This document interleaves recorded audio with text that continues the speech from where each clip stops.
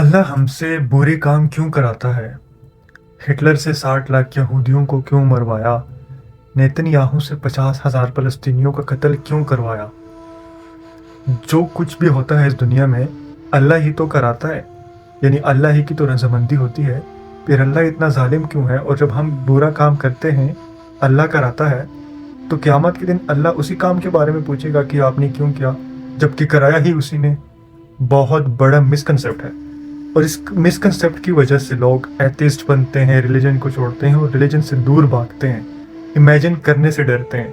और हमारे मौलवी हजरात इस तरह क्वेश्चंस को टैकल करने में नाकाम रहे हैं, क्योंकि उनको लगता है कि कोई भी इस तरह का क्वेश्चन आए हम हदीस और आयत बोल के हम उसका आंसर दे देंगे।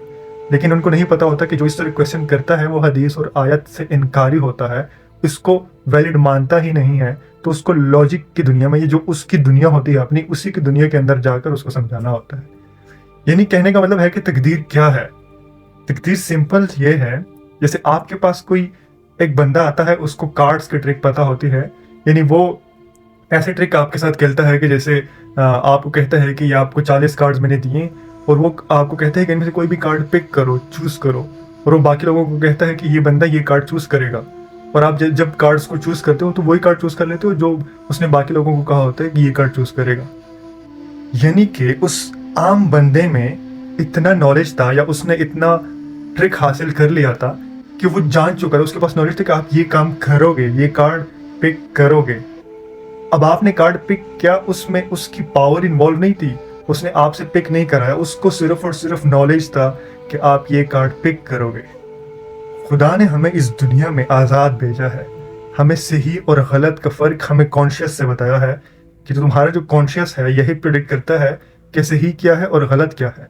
यानी हमें पता है कि किसी को थप्पड़ मारने से दर्द होता है क्योंकि हमें खुद होता है, ये हमारी कॉन्शियस में है।